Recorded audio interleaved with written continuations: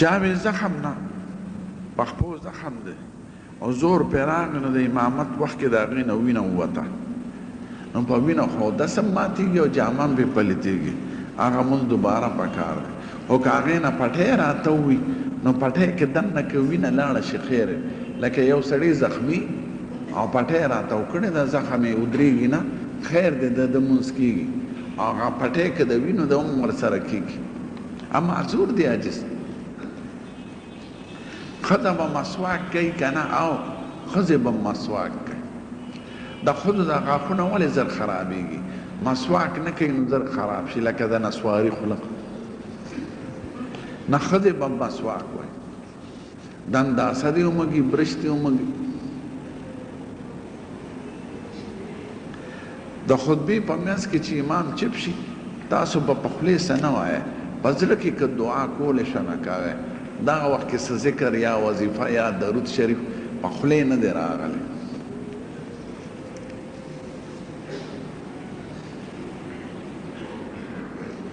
چاوې د ماسپښین د څلورو سنتو نه پس یعنی او وخت وي جمع ته نفل کولی شي که نه او کولی شي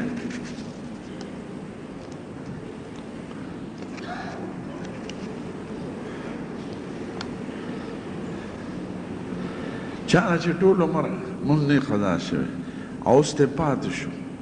خیر دی زموږ مذهب کې لږ دغه دی چې ترتیب به خیال ساتي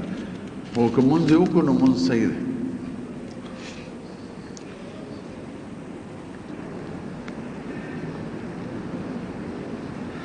وایي زموږ جومات کې امام صاحب ډېر اوږده صورتونه وایي نو خلک جمع له د یارې نه راځي نه هغه د قوم لحاظ کوي په ولاړه کې د قوم لحاظ به کې اوږده صورتونه مه وایه او رکوع سجده خو خپله اندازه ده او طریقه دا ده چې د دواړو جهانو سردار کوم صورتونه په مانځه کې ویلي دي تقریبا هغه شان وینا پکار لږ کم لږ زیات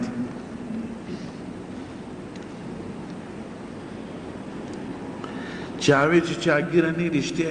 ګوي نه قبلېږي نه قبلېږي چې دا ګیره که خریلي خو مونځګزاري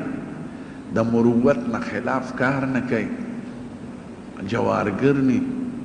او هغه په قوم کې عزتمن ګڼل کېږي نو د هغه ګوی قبلېږي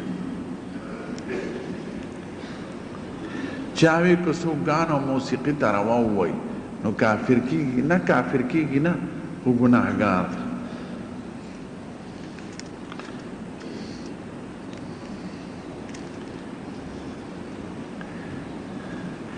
حلولیه څه ته وایي فرقه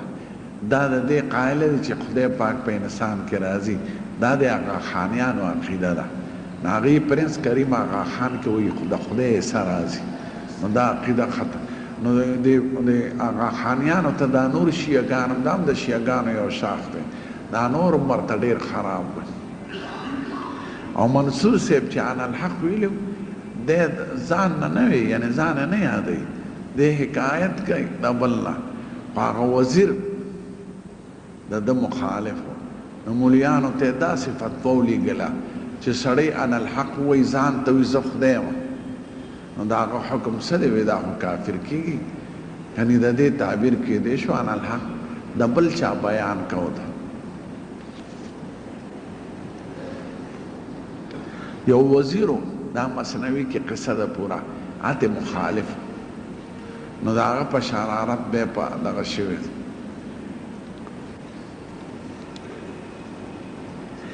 انسان کې د پرهیزګارۍ او د ګناه نه د بچ کېدو کومه ذریعه ده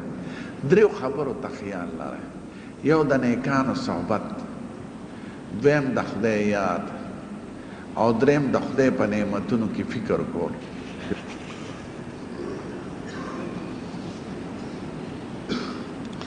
موږ دا په نکاح کې مقرر کېږي نو دا ښه کار نه دی هغه بنده ده متعه دی ته دا شیګان کوي نه نکاح کې به دا نه نکاح د همیشهوال ټیک ته که پرېږدې وروستو پرېږده خو نکاح کې دا شرط نشته یو ګنټې او دوه ګنټې نکاح تړل خو زنا ده چې یو ښځه او ته یو ځای شي هغې کې وایي ګوایي ته بجت نشته خو ما ته به یو ګنټه سملو یو بل سره ډېره ښه ده څومره پیسې مالې دومره بس خلاص نو دې ته متعه وایي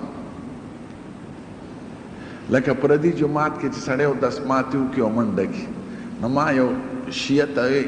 چې د ښځې سره یې دا کار وکړو دې ته لاړ د پاکستان سړی ستاسو ایران کې ښځه سره د یو ګنټې موته او امید یې وشو دا بال پټ په د چای چا پسې به ګرځي او یو ګنټې د سره وکړه دوه ګنټې بل سره وکړه درې بل سره وکړه او ملا بادر ته پیدا شو بیا بولستن وښیه چې دا د چا زوی دی دا خو د زنا او متعه یو شی دی د ګنټې د دوه ګنټو نکاح خو زنا نه زنا کې وخت نه نکاح کې نو دا چې چا لیکلي دا دروغ دی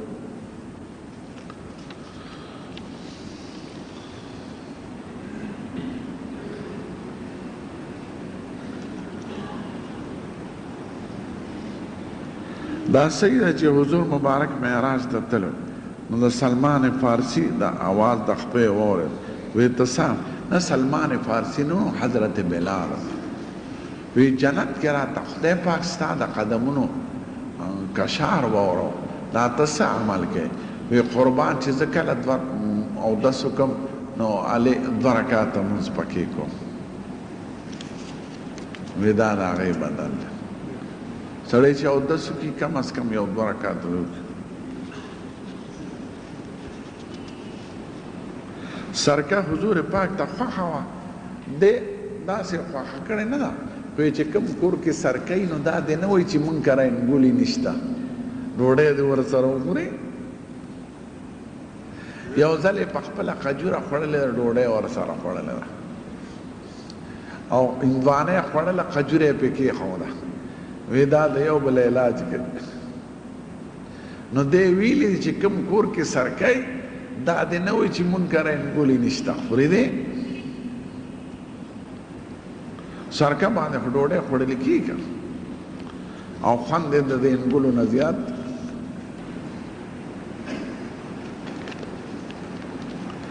زمونږ کلي کې یو شادي شده ښځه ده او د بچو عالم ده او یو بوډا سړي سره تښتېدلې ده نو څه حکم یې دی دلته شریعت شته څه چې زمانه د حکم تپوس کوي زه خو قاضي نه یم جج نه یم زه خو مسله بیانولی شم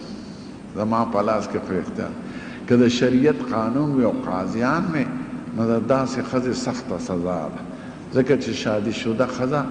ابه د سپو د مرګ په شان وجلي کېږي یوازې ښځه نه سړی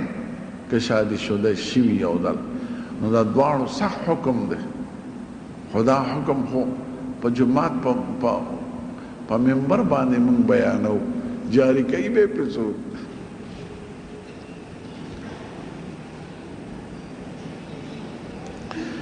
یو ښځه چې بې حاله یې که نه بې خوده پرته یا یو سړی بې خود پروت وي په مرض کې فالج والي دماغ یې شلیدلي رک نو په هغه باندې هېڅ حکم نشته نه پې روژه فرض ده نه پې مونځ فرض ده معاف دی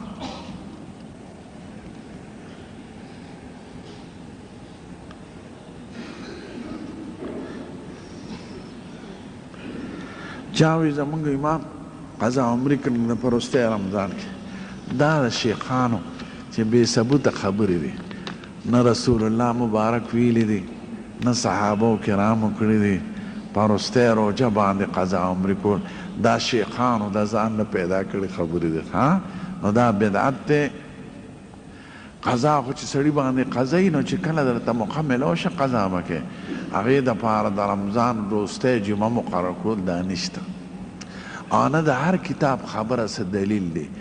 دلیل هغه خبره چې زمونږ ښکلی پیغمبر ویلي او صحابه کرامو په ژوند کې راوستي ما درته وویل نو دا د ځانه د شیخانو خبره بل د دې بېلمازو دپاره د لاره جوړه کړه بیا به مونځ نه کوي بیا به یې په وروستی روژه کې جمعه کې به پنځه واړه مونځ وکړو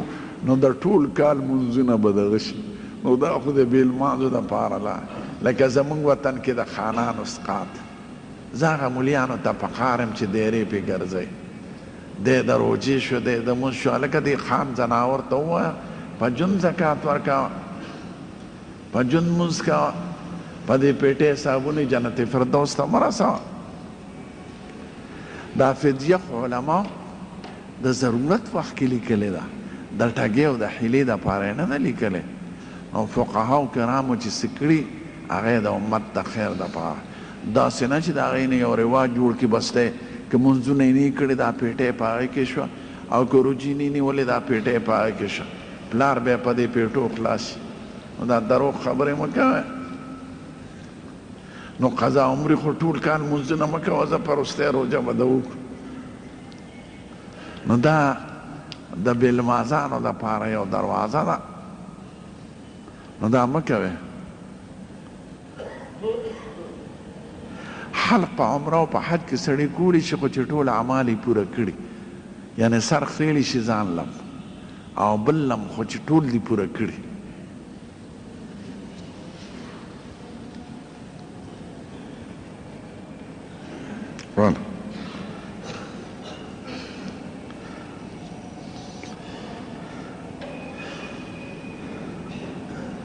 یو ملا د ستا شاګرد هم دی، نو چې اذان وکړي نو بیا پکې ورپسې وایي الصلاة والسلام علیک، دا بې وقوفه دی، قمقل دی، بدعتي دی. درود شریف کښېنه په جومات کې کښېنه په مزه وایه، او چې کوم په مانځه کې موږ درود شریف وایو د دې نه اعلی نشته. دا طریقه دا بدعت دی، نه صحابه کړی دی نه د صحابو نه وروسته ورپسې علماو کړی دی. نو دا د قمقلو پیرانو روانه کړې ده، دا بدعت دی.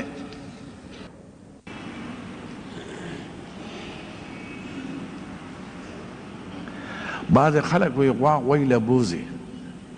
دا سنډاله میخه چې بوزي په هغې مزدوري څنګه ده؟ حضور پاک منع کړې ده. خو یو صحابي ورته ووی قربان زموږ اوخله خلک اوښانې راولي، نو غواړو خو ته نه، خو په خپله د بخشش په طریقه راکوي. وی خیر دی. نو که مخکې نه یې مقرر کړي چې دومره پیسې به راکوې نو ښه کار نه دی، او که نه ورې کاسې چې غوږله پې تیل واله یا دا ستا هدیه شوه نو خیر دی. احادیثو کې د دې اجازت راغلی. غوږله غوا بوزي که نه، اوښله اوښانې بوزي. پړو سره مونځ څنګه دی؟ پړو سره جنازې مونځ کېږي چې پړه پاکه، خو جومات کې د پړو استعمال نه دی پکار، ځکه دې پړو سره خلک استنجا خانو لمځي. نو که پړه داسې کې چې پاکي په خاورې وموږي نو مونځ پکې کېږي، یا وباسي او د پاسه پې ولاړئ نو خیر دی، خو چې پاکه. او که پلیته یا متیازې پکې ننوتي نو مونځ ورسره مه کوه. زمونږ اکثر غسل خانو کې د متیاز استاز کې نو احتیاط دا دی چې وباسي.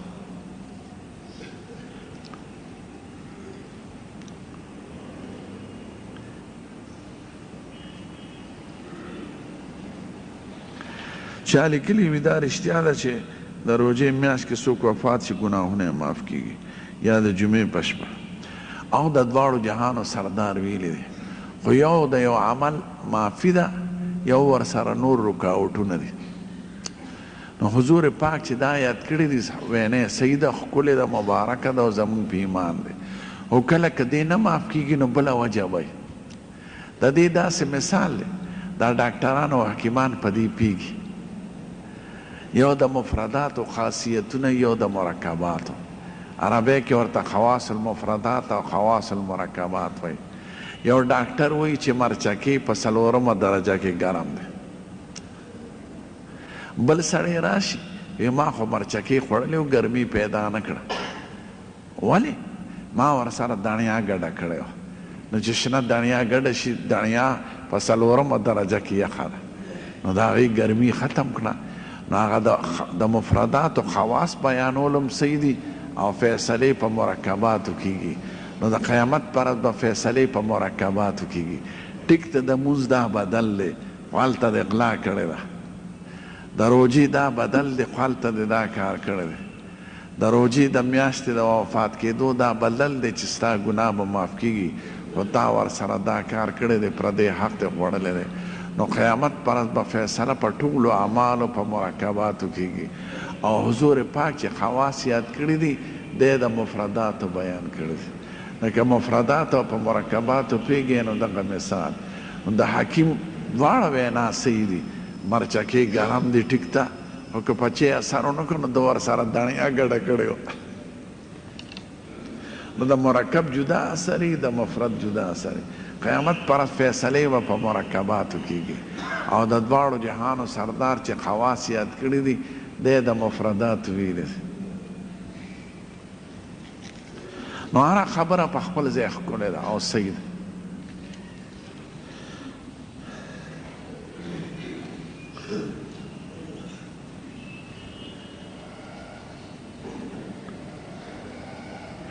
که خوله کې د سړي وینه راغله ده اودس ماتې په وخت کې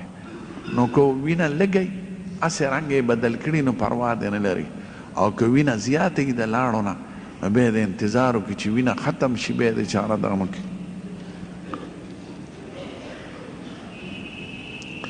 په مانځه کې به خوله خوځی که نه په زړه کې نه د زړه تصور خو قرات نه دی په خولې به وی شونډې به خوځی بلکې ښه دا ده چې سړی ځان ته اورئ او که ځان ته نه اورئ چې یاره ګاونډي ته به مې تکلیف وي نو چې حرفونه خو په ژبه او په خولې صحیح ادا کړي ځکه لوستل فرض دی د زړه د هغې ته تصور وایي او فکر وایي نو تصور او فکر باندې قیرت نه ادا کېږي قیرت به په خولې وی شونډې به خوځې او زړه کې به هم ورته سوچ کوې چې ما ده ووایې الحمدلله رب العالمین دا به وایې په خولې په پټه تس چې شونډې سړي ولاړي او تصور کوي نو په دې مونځ نه کېږي قیرت فرض دی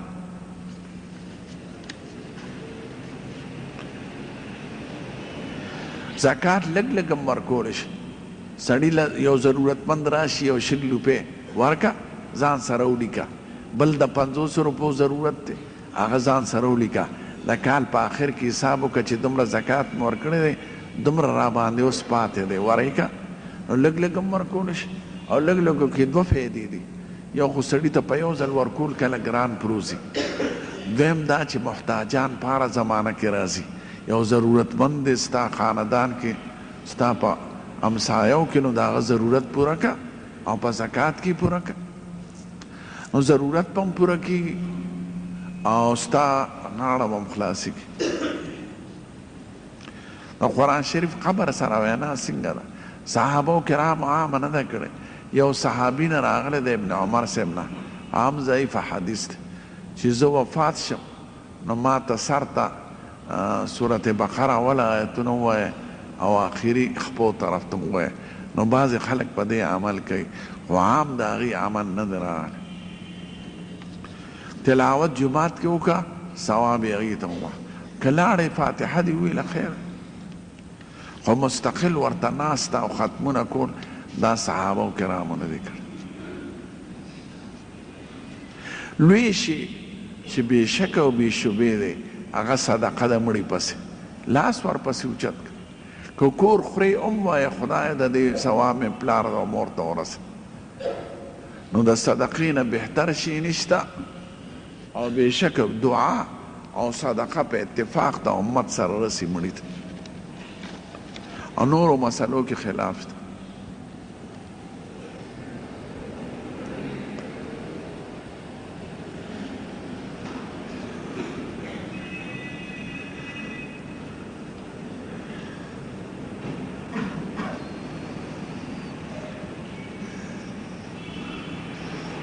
دا چا طلاق و مسله تپوس کړی دی دا د بیا دفتر ته راشي او که سړي دا یې قرار کړي یو ځل چې ما ښځې له 3 طلاقه ورکړي دي نو 3 طلاقه واقع شو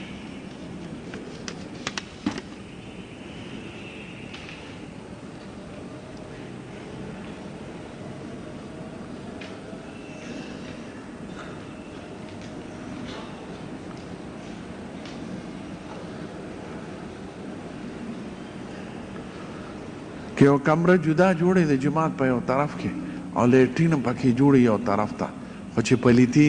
جماعت ته نه راځي نو خیر دی چاوي کور کې یو پیشو وه هغې به ماشومان خوړل یو ښځې په غلطۍ کې دا پیشو په ځای بلې پیشو له د دارو ورکړه چې مړه شي دویمه پیشو مړه شوه نو خدای نه دې معافي غواړي څه کفاره یې نشته خو موذي حیوان وجل دوا دی سپي وي خلک چیچي پیشو وي غوښه تختی یا مږي وي یا ماشي وي یا میږي وي یا مچان وي یا مچۍ وي ډمبران وي نو موذي سیز وجلی شي په دارو په درملو په هر شي احادیث ټول څومره دي احادیث دوه قسمه یو د حضور مبارک خپله خبره او وینا هغه دی لږه او یو د سندونو په اعتبار تقسیم دی نو سندونو په اعتبار 2,350,000 دي او اساس بغیر د سندونو نه تقریبا 4,000 دي او قضا عمری په شریعت کې نشته ښه او ورته موضوع څوک په 22مه 23مه د رمضان سورت عنکبوت او روم وایي دا نه حضور پاک ویلی دی نه صحابه کرامو کړی دی د امامانو یو بل څیز دپاره شروع کړي دي هغه دا ده چې 20مه 23مه 25مه یو کم 30مه دا ناټکۍ کې د لیلة القدر د راتلو ډېر احتمال دی نو 30مه شپه داسې ده چې بعضو صحابو به ورته د لیلة القدر شپه وي نو امامان داسې کوي چې هغه بله شپه خو بیا د اختر شپه راځي ورپسې هفته کې نو د خلکو به چنده وکړه امام له به جامې راوړی نو هغوی پخوا مشینونه نه و جومات کې به ناستو او هغه جامې به یې وله ګنډلې او امام صاحب به ورته صورتونه وې نو د دغې نه صورتونه جوړ شوي دي نور په شرع کې ثبوت نشته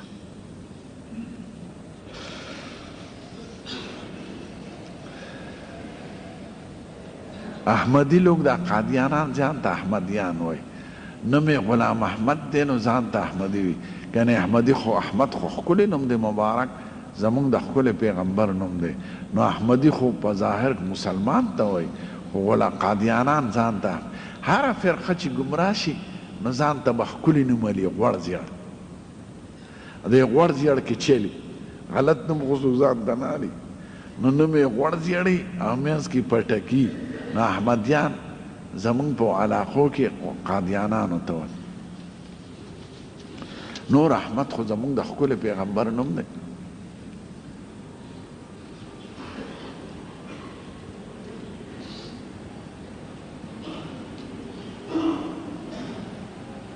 چا وی ما قسم خوړلی چې زه به ترور کله ډوډۍ نه خورم سخت کال افطاري به نه کوم سخت کال لاړم دا قسم دی غلطو قسم مات که رشته دارانو نه سره به دا قسم نه خورئ قسم مات که او د هغې کفاره ادا کړه 3 روجي ونیسه یا 10 مسکینانو ته ډوډۍ یا 10 مسکینانو ته جامې یا یوم رهي ازادول دا قرآن شریف کې 9 پاره کې حکم دی 10 مسکینانو ډوډۍ 20 کیلو غنم دی یا د هغې برابر قیمت چاته ورکه او قسم مات که قسم ښه کار نه دی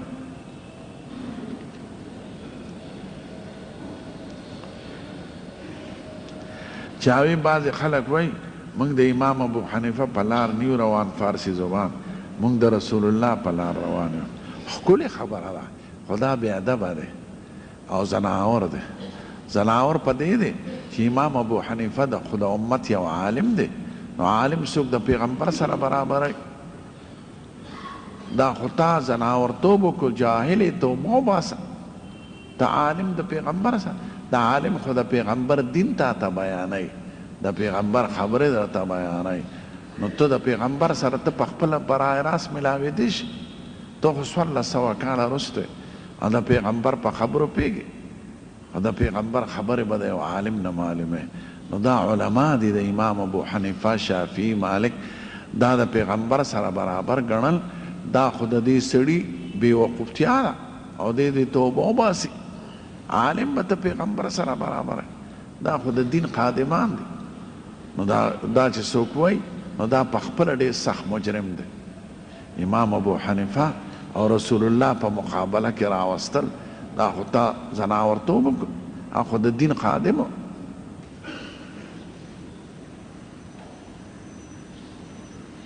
یو سړي ښځه 3 طلاقه کړې ده خو بیا هم کور کې ساتي خلک وایي د ده مونځ نه کېږي،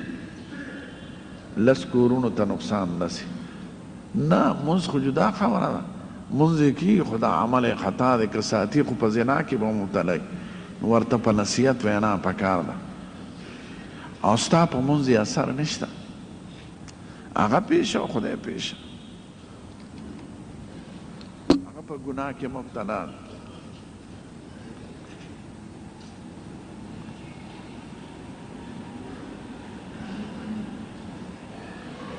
چاوی بعض خلک د رشتہ دارانو سره که ترک تعلق کوي،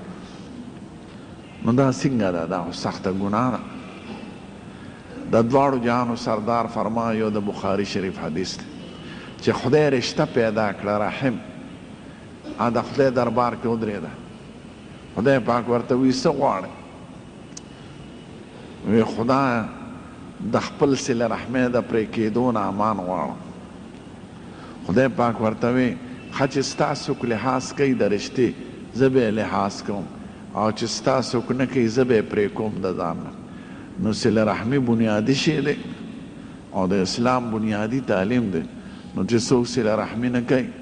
دا خو مجرم دی. ټیک ده که صله رحمۍ کې د مجرم وي، ګناهګار وي، نو ته په خوږه طریقه ورته ویلی شي، او که بیا نه مني نو ترک تعلق ورسره وکړه. فارسی کې وایي چون نبوت خیش را دیانت و تقوا قطرا بهتر از مودت قربا.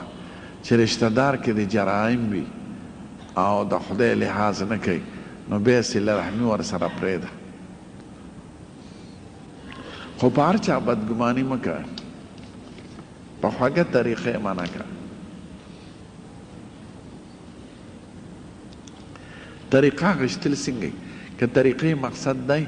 چې اصلاح وکړي د خپل عمل، څه ذکر دی والی ټیک ده، او که یو رسم یې ګرځوي لکه د سند او د پنجاب پیران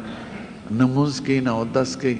او داسې ذکرونه ښیي چې نه رسول الله مبارک نه نقلي نه صحابه و کرامو نقل کوي، نو دا رواجي خبرې دي. دا موجوده پیران مریدان اکثر رواجي خبرو کې مبتلا دي. د اصلاح دپاره ګوره د زه رښتیا وایم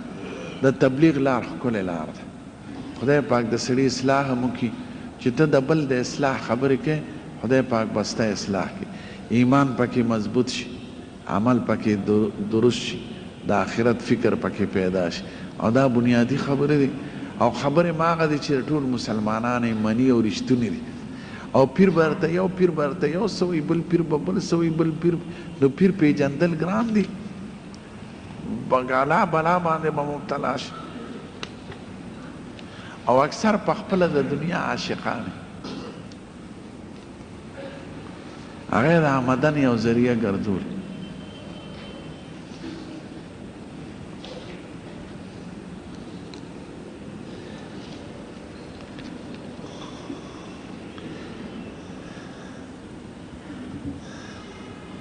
چې هغوی زموږ علاقه کې چې حاجیان راشي نو د مدینې اصلي کجورې ځان سره ساتلي او د دې ځای خلقو له ورکوي. نو که دا ورته وایي چې دا د هغه ځای دی خو دروغجن دی. او که هسې کجورې چاله څوک ورکړي د بنو کجورې ډېر اسم الخان وردي کړي، میلمه ته خلق خورا څښاک پیش کوي. او که دا ورته ښیي چې دا د حج دی نو دا دروغ دی. دروغ دی نه وایي چې نی ورسره نه دی، چاله ورکول ضروري خو نه دی.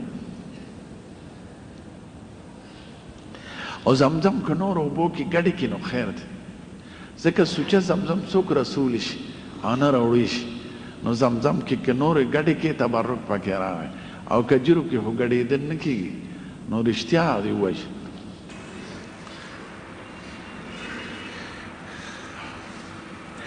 سړی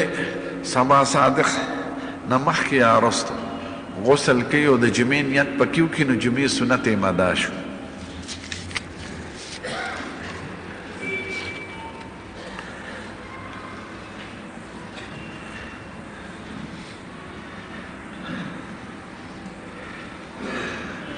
چاوی مخکې هم ترجمه کوله چې عذاب آیتونه به موردل یریدو به اوس نه یریږو.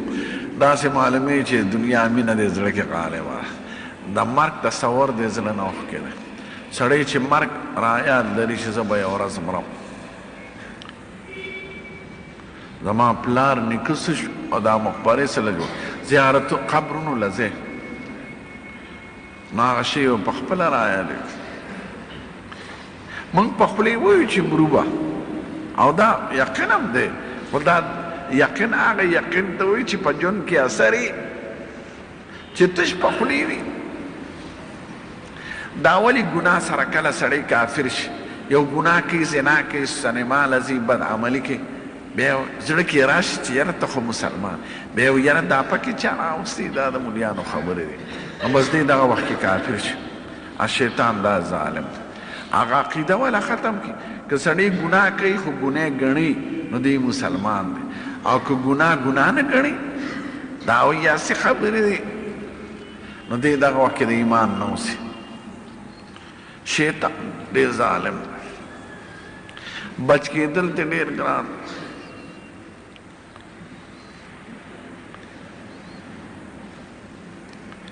قضا منځونه سړی کوي جهري منځ نو په جهر خیرت ویلی شي خیر دی لکه د سهار او د ماښام قضا چې کوي په زوره وایه خو دومره وایه چې ستې اورې بل چاته تکلیف مه رسوه لکه د امام په شان به یې نه وایه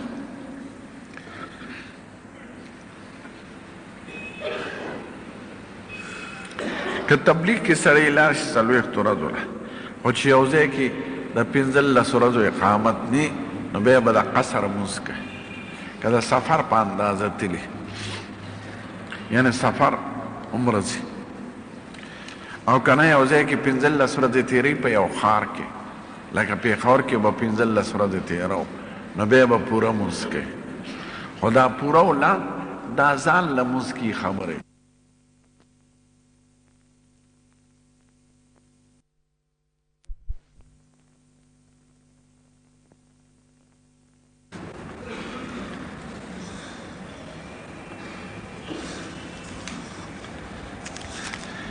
یو ښځه وه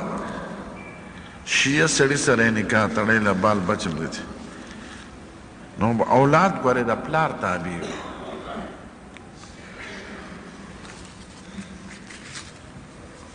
کوشش دې دا وکړي چې ښځې سره خو اوس نکاح تړلې ده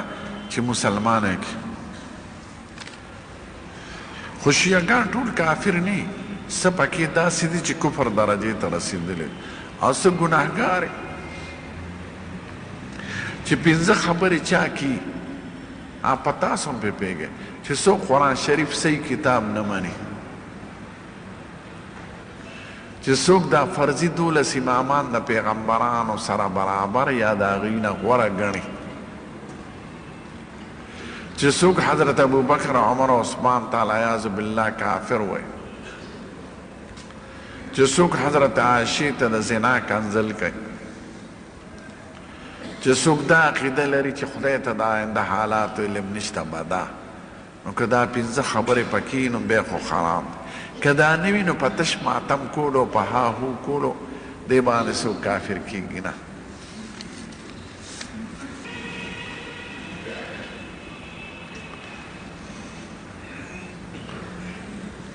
که چا د مازدیګر لمونځ کړي ځان له یا د سبا کړي بیا ولیده چې جمع ولاړه زمونږ مذهب کې سبا نه پس نفل بندي نو نفل نشي کولی نو ته بس لمونځ مه کوه او دغه نه مازدیګر نه پس ماښام نه پس خو نفل روا دي خو که 3 رکاته نفل کې امام سره نو 3 رکاته نفل ني او که په 2 سلام ګرځې یا څلورم ته پاسې نو د امام نه مخالفت راځي نو زمونږ مذهب دا دی چې د 3 منځونو کې به دوباره نفل منځ په جمع نه کړي صرف ماسپښین کې کولی شي او ماسخوتن کې څه مذهبونو کې روا دي 4 واړو مذهبونو کې د اختلافي مسله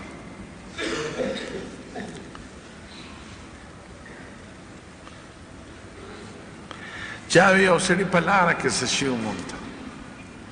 نو چې د راواغشته نو ګوره هغه سیزه لارې ته حالاتو ته د هغې به هغې پورې نشر اشاعت کې چې ستا دا یقیني چې دې وخته پورې مالک غواړي ګرځي ورپسې او که دا د یقین نه اشیا داسې ځای وي چې دا د یقیني چې مالک بیا نه راځي لکه صدر کې د 10 روپیو مونته نو څوک هغې پسې 3 ورځې پورې نه ګرځي نو بس بیا که غریب یې په خپله یې خوړی شي او که مالدار یې چا فقیر لی یې ورکړه خو دا یاد لرئ که هغه اصل سړی راغی بیا به یې ورکې هغه له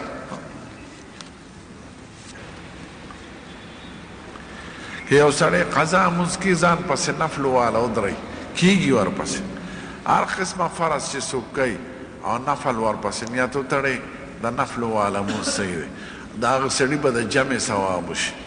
که ځان له سړي نه جمع شوي او فرض کوي ځان له نو که چا مونځ کړي ورته وایي راشه وروره ما پسې د نفلو نیت وتړه نو تاله به خدای د جمع ثواب درکړي او د هغه سړي هم نفل وشو حضور مبارک په جماعت کې ناست ماسپښین مونځ یې کړو یو سړی راغی وی ولې رسته شو د جمع نه نو څه عذر یې بیان کړ نیت یې وتړه ځان له حضور پاک وی څوک شته چې ثواب پې وګټي حضرت ابوبکر صدیق پاسې او د نفلو نیت یې ورپسې وتړ نو د هغه ځان له مونځګزار فرض شو او د دې بل ورپسې نفل شو نو هغه له خدای د جمع ثواب ورکړ نو قضا پسې ادا پسې دې پسې نفل کیږي خو چې د نفلو وخت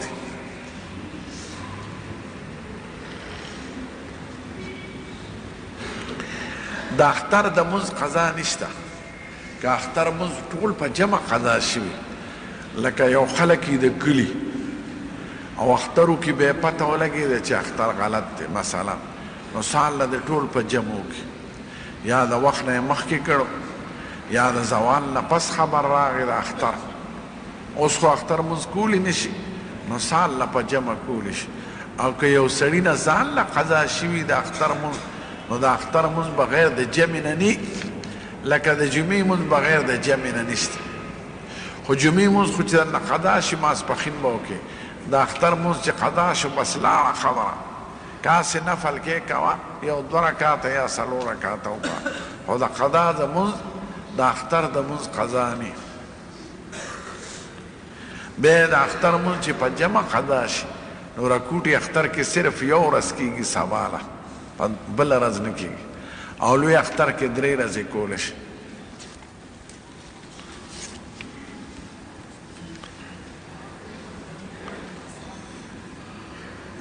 په یو جماعت کې په یو وخت کې 2 جمع نه کېږي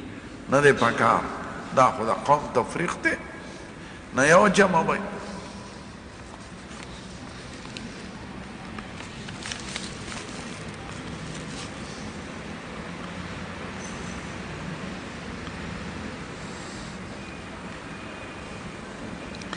چاوی داسې قسم یې وخوړي چې په ما به خپله ښځه مور یا خور که ما دا فلانکي سره خبرې وکړې یا مې ډوډۍ در سره وخوړه په دې کې څه نه راځي خو قسم پې راغی ښځه یې کفاره کېږي نه ځکه حلال په ځان حرامول یا حرام په ځان حلالول دې ته قسم وایي نو قسم دې مات کړي ښځه پې نه جدا کېږي خو او نه زهار دی زهار کې تشبیه ضروري وي نو دی به د کفاره ورکړي د قسم کفاره په 2 پاره کې ذکر ده یا مرئی ازادول دي اخوشتنه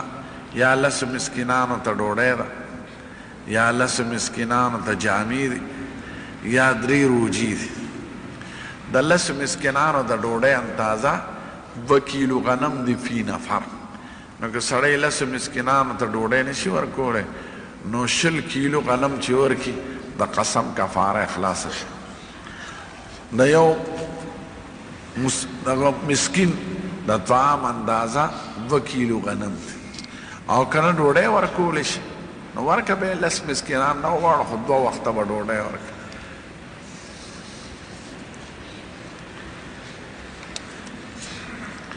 ښځه پې نه جدا کېږي کفاره دې ادا کړي ښځه قطب او پیر او غوثونه دا د پیرانو اصطلاح دا په شریعت کې نشته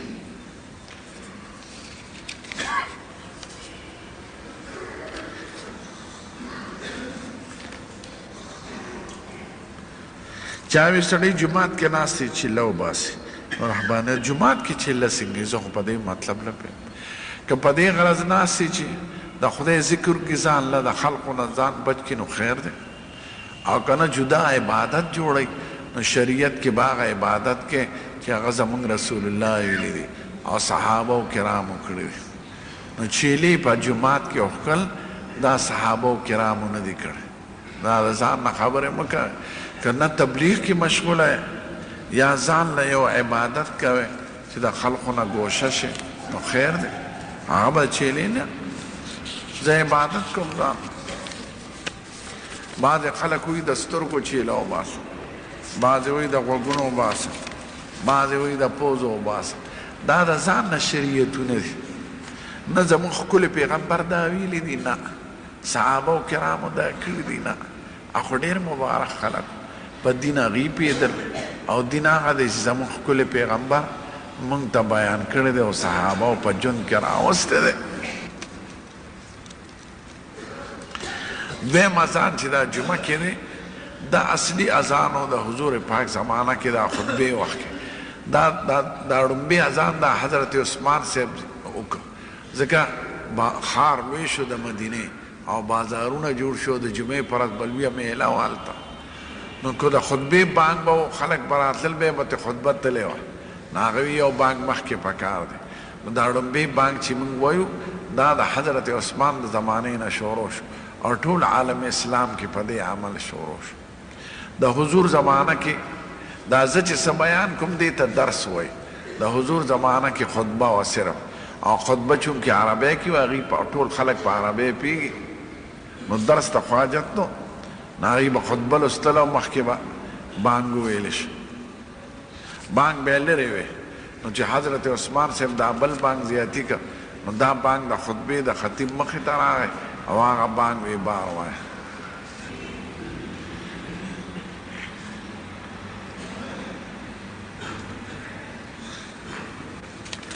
چې څوک معذور وي نو آخرت کې به هم داسې دا د خدای رازونه دی څوک یې غریب پیدا کړي څوک یې مالدار څوک یې ړوند څوک یې روغ ته په هر حالت کې به د خدای په فیصلو راضي اوسېږي دې ته ظلم نه وایي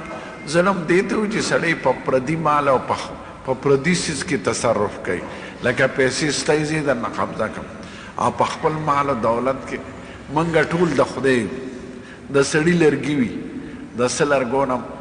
میز جوړ کړي د څه نه کرسۍ جوړه کړي څه نه دروازه جوړه کړي څه په خشاک کې ولګوي نو د بل چا دا حق شته چې ورته وایي دا دې ولې وکړه هم وایي زما لرګي دي چې څه پې کوم موږ هر څه د خدای دا سترګې خدای را کړي دي غوږونه خدای را کړي دي لاسونه خدای را کړي دا نه بادشاه را کړي نه لیډر او نه مور پلار که خدای والي هغه حق دی خدای نه څوک دا تپوس نشي کولی چې خدای دا اول د هغه مال دولت مال ملک د هغه دی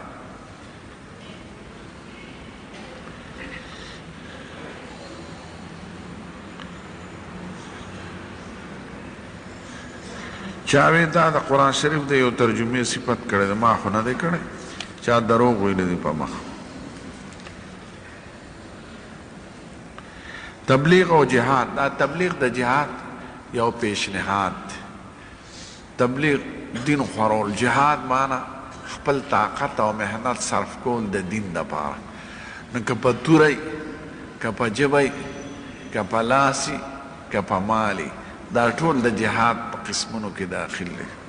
نو دا ټول ښکلي عملونه دي خو که عملي جهاد راغی مثلا بیا به هر څه پرېږدی جهاد ته به مخ کېږي او چې کومې پورې عملي جهاد نی نو دعوت او تبلیغ او د نیکۍ پرچار کوه چې مسلمان ورور دی ځکه د دین خورول مقصد دی که سړی ټول کافران په خپله توره حلال کړي دومره اجر یې نه دی لکه یو کافر چې دی مسلمان کړي ځکه چې دا کافران دی حلال کړه خو دوزخ ته لاړل پیغمبران خدای د مخلوق د وجلو دپاره نه دي رالیږلی د مخلوق د اصلاح دپاره یې رالیږلی دا وجل خو آخري حربه ده لکه ګوته چې څښا شي نو پرېږده چې دا ټول بدن خراب نه کړي نو چې کومې پورې د اصلاح کوشش کیدی شي د دې وجې نه د دواړو جهانو سردار به فوج ته وی اول ورته دعوت ورکړي که ایمان یې قبول کړي ډېره که ایمان قبول نه کړي ورته وی د اسلام حکومت تسلیم کړي خیر دی په خپل مذهب دی خو جزیه به ورکوي دا د تسلیمولو یو علاوه او ډېرو څیزونه به در باندې ني که دام نه قبلی نو بیا ورسره د تورې نه کار واله په دې ترتیب حضور پاک ویلی نهی عن المنکر هم ضروري دی او امر بالمعروف هم ضروري دی او که په لاس یې لاس د بادشاه کار دی په ژبه د عالم کار دی او په زړه کې د عام خلقو کار دی ځکه هر سړی خو لاس نه کار نشي اخیستی د حکومت قیام د دې دپاره چې خلک د بدو نه په لاس منع کي په زور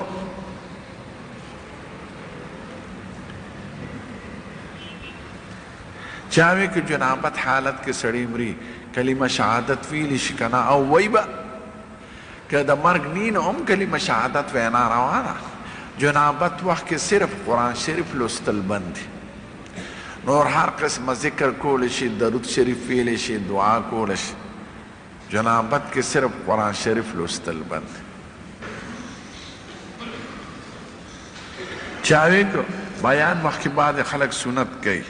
نو که وروسته موقع ورته میلو شي اصل مسله دا د رونو د دواړو جهانو سردار وایي چې سړی جماعت ته راشي علي به کیني چې دوه رکاته مونځ وکړي نو زه په دې غرض وخت نه ورکوم جدا چې راشئ نو کم از کم دوه رکاته مونځ کوئ بلکې نورو مذهبونو کې دا ده چې د خطبې وخت کې به هم دوه رکاته کوي چې جماعت ته راشي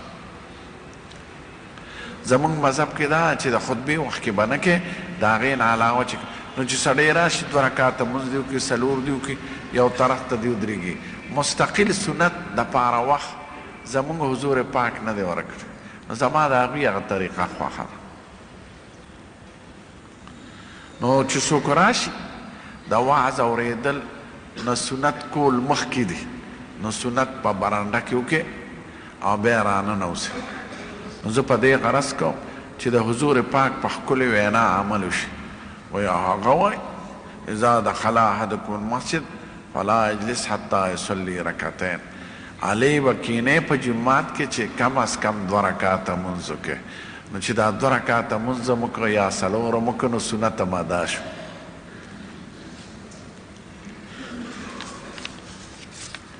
دا په دې غرض کوم چې کوې چې جماعت ته راشئ وعظ نه مخکې سنت دی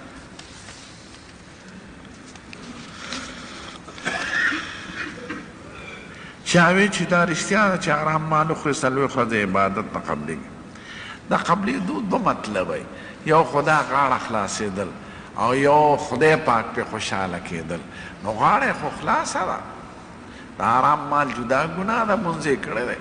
خو خدای په دې خوشحاله دی چې په حلال رزق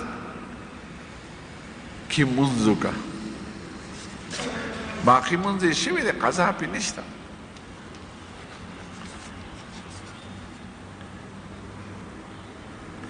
چاوی د سجدی تلاوت څه وجه ده خدای حکم کړی دی کوئ زموږ ښکلی پیغمبر ویلي دي او کړي دي موږ ځکه کوو نوره وجه څه ته وایي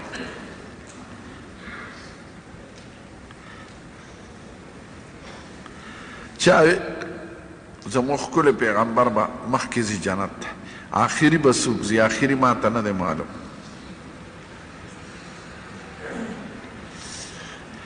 او ړومبې به ابوبکر صدیق په صحابو کې ځي په دې وینا خو راته نه دی معلوم چې څوک به وي خو ابوبکر صدیق په دې ټول امت کې بهترین شخص دی نو ظاهره ده چې د خدای په نزد بهتري خو جنت ته به مخکې ځي او د ټولو صحابو کې د کمې درجې والا حضرت وحشي دی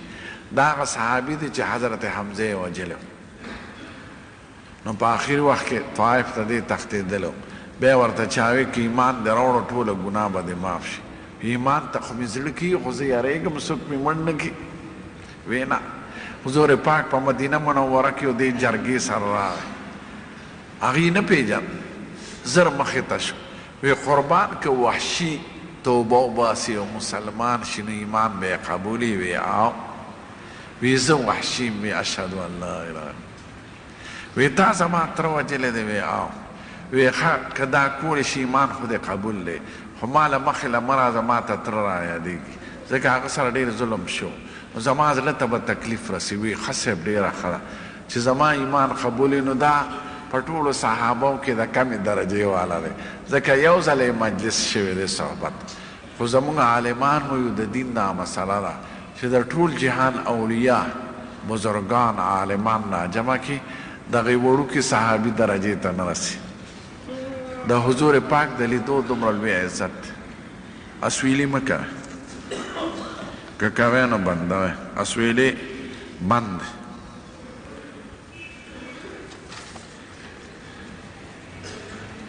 چاوی که حرام یې خوړلي نو نفل روجي نیوي شي او عبادت کولی او کولی شي د هغې نه یې توبه وباسي عبادت خو به نه پرېږدي هسې نه چې حرام یې مو خوړه دی خو عبادت هم پرېښوه بیا خو دوه جرمه کوي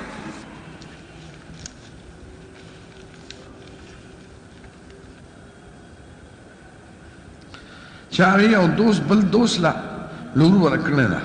او په مهر کې 40,000 روپۍ ورکړې دي خو نکاح نه ده شوې نو واپس ته پیسې اخیستې شي او اخیستې شي دا مهر خو د ښځې د نکاح حق وي چې نکاح نه ده شي او منځ کې څه اختلاف راغی مهر به واپس کړي مهر علی کېږي د ښځې چې نکاح وتړلی شي که د نکاح نه مخکې هم پرېږدي نکاح نه پس هم پرېږدي مهر یې مقرر وي نو بیا نیم مهر کېږي چې نکاح وتړلی شي خو کور ته یې نه یې بوتلی او که کور ته یې بوتله یوه شپه یې پرې تېره کړه نو هغه ټول مهر یې پوره شو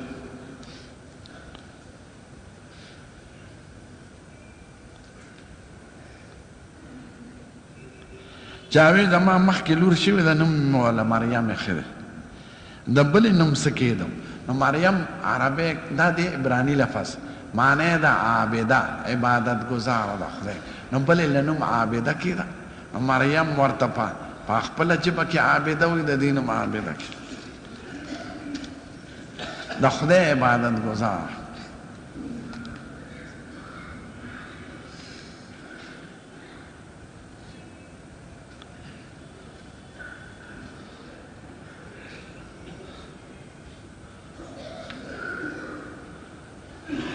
چاوی دو جوړه غوایان مې خرڅ کړي دي په 15,000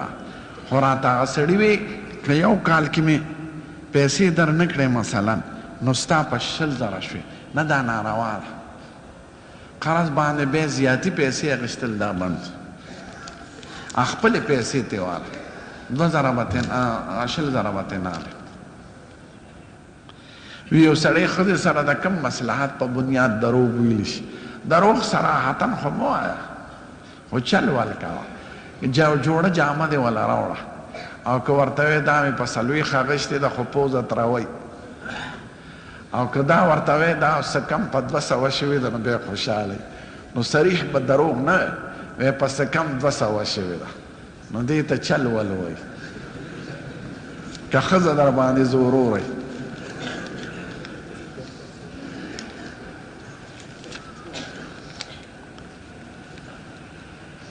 مو مولیان په خپل هم د یارې سم ال نه شو ویلی دغه چل ول کو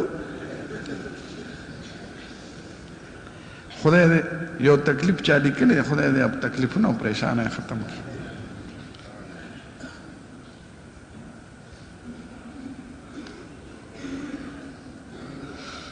چاوی یو مقبره زمون کلی کې خو اوس د مقبرې پته نه لګي یعنی قبرونه پکې نه وي نشته نو که زړه مقبره مالک پته نه لګي د وقف کوونکي پته نه لګي او قبرونه روان شوي نو 40 کاله پس هغه مقبره باندې هر څه کولی شي آبادیم پې کولی شي کروندم پې کولی شي چې نوي قبرونه پکې نه جوړ شوي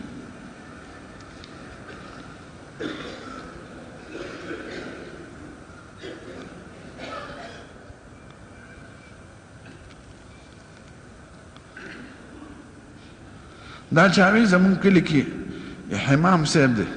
هغه ودرېږي په صورت یاسین وای او چې مبین ته ورسي نو خلک ورپسې اذان شروع کړي دا خو بدعت دی په جمع یو صورت په داسې شکل وینا نه حضور پاک کړی ده، نه صحابه کړی ده، نه د هغوی د زمانې ښکلې مبارکو خلقو کړی ده. نو مبین پسې اذان وي، نو دا مه کوه، دا بدعت دی. د ځان نه طریقې مه جوړوئ په شریعت کې. هغه دین بس دی چې حضور پاک را رسولی دی او صحابه و کرامو پې عمل کړی دی، بس.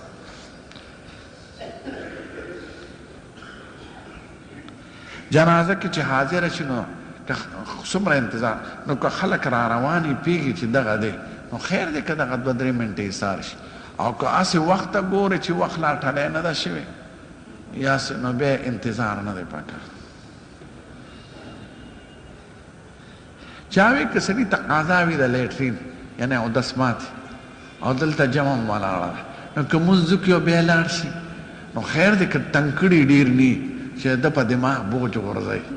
چې سړی خپله زور زور ورکوي بیا مونځ مکروه کېږي. نه که هسې خواهشي وي خو تنکړي ني نو مونځ دې وکړي، او که تنکړي په دماغ یې اثر یي خپله زور ورکوي نو خیر دی که جمع لاړه شي او دست خو کي تازه دی کي، خیر دی ځان لمونځ د دغه وخت نه جمع حساب ده چې د کور نه را روان شي، چې دی جومات له راغلی د جمع په نیت، نو که جمع تې لاړه هم خدای ثواب ورکوي. یا داسې واقع پیښه شو چې خېټه کې ګډوډ پیدا شو او تقاضې سخته نو بیا دې ځان فارغ کړي، ښه په حوصله دې مونځ وکړي. خیر دی که جمع لاړه شي. چې ډېر زور چاله ورکړي نو حضور مبارک دا منع کړی، وی 3 وخت کې مونځ مه کوئ. عربی کې چې چاله بعد زور ورکړي هغه ته حاذق وایي، چې هوا والا زور ورکړي. چې چاله تشي امتیاز زور ورکړي نو دی به نه کېده ته عربی کې حاقن وایي، او چې لوی اودس ماتې زور ورکړي نو عربی کې ورته حاقب وایي، او چې دی ټولو زور ورکړي نو هغه ته حاقم وایي. نو که امتیاز زور درکړي، هوا زور درکړي، بهر ته لوی اودس ماتې زور درکړي، دغه وخت کې به مونځ نه کوې. ښه ځان فارغ که بیا مونځ وکړه، خیر دی که جمع لاړه، تاله به خدای ثواب درکوي انشاءالله.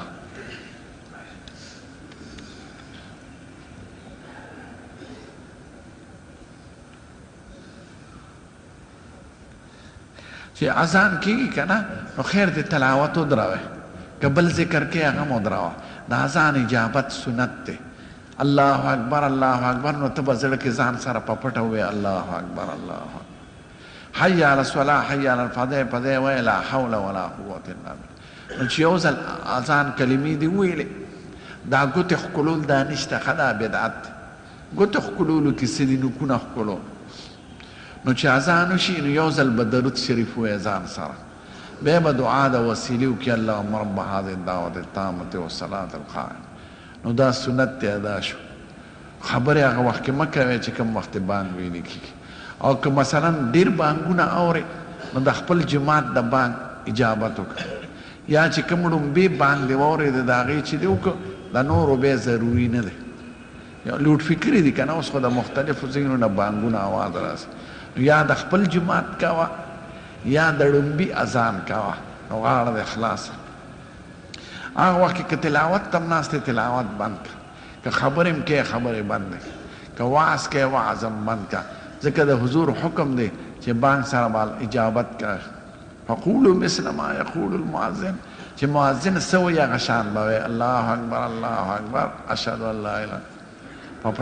او لا حی علی الصلاة او حی علی الفلاح سره وایې لا حول ولا قوة الا بالله. دا بعض خلک نورې کلمې وایي څه زیاتي هغه نه دي ثابتې، هغه خبره کوي چې زموږ ښکلی پیغمبر مونږ ته ویلي دي او صحابه و کرامو پې عمل کړی. چې هغوی نه یې کړی مونږ د هغوی نزبلي عاشقان نه یو، نه راته د خدای د راضي کولو طریقې معلومې دي، د هغوی نقل به کوو. چې جومات ته راننوځې نو یو ځل درود شریف پکار دی، او اللهم افتح لي ابواب رحمتک، او چې وځې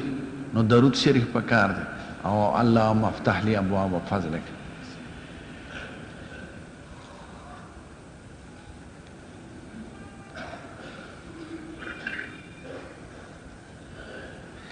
امام چودري کی کنه نو علی دی الله اکبر وای چې د یقین راشي چې صفونه ما پسې برابر شو. حضور پاک په یو طرف تو قتل وی سوو صفوفکم صفونه برابر کی بل طرف ته به اعتدلو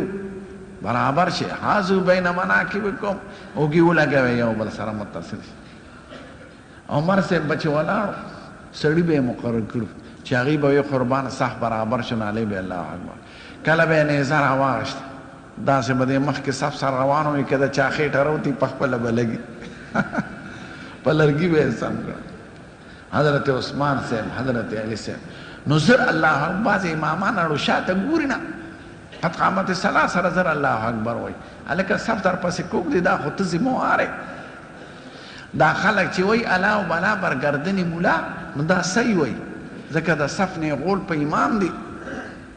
خلک خو یو بل نشي لیدی امام ته بار ولاړی نو دته صف کاري چې د چا خېټه راوتې ده څوک ښکته ولاړ دی څوک مخ نو دا د امام ذمواري ده نو که صف کوږو نو الا و بلا بر سر ملا ده نو زر الله اکبر مو وایه چې ښه یقین م راشي چې صح برابر شي. حرمینو شریفینو کې اوسه پورې هغه طریقه ده په مسجد نبوي کې او په بیت الله شریف کې امام علی الله اکبر وایي چې یو طرف ته وایي سوو برابر شي اعتدلو برابر شي حاذو بین مناکبکم نو دا د امام فرض دی او که امام په دې پرېښودو ملامته دی د خدای په دربار کې الا بلا د په سر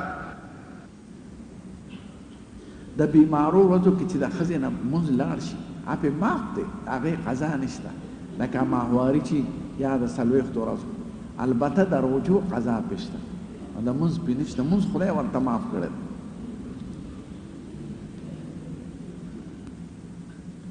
عملنامې روزانه خیږي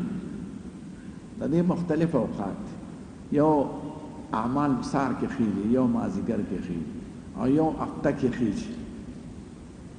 نو د خدای یو نظام دی خپل او د هغې جدا مخلوق دی مقرر چې هغې ته ملایکې وایي نو سبا او مازدیګر کې هم خیږي او بیا هفتوار هم خیږي. د فیصلو او د عملنامو لوی دفتر یې بره دي نو هلته لیکل کېږي ملایکې ناست دي څوک په یو ډیوټۍ مقرر دي څوک په بل دا د خدای غیبي فوج او پولیس دی او عمله ده چې څوک یې په سترګو نه وي هر انسان سره دوی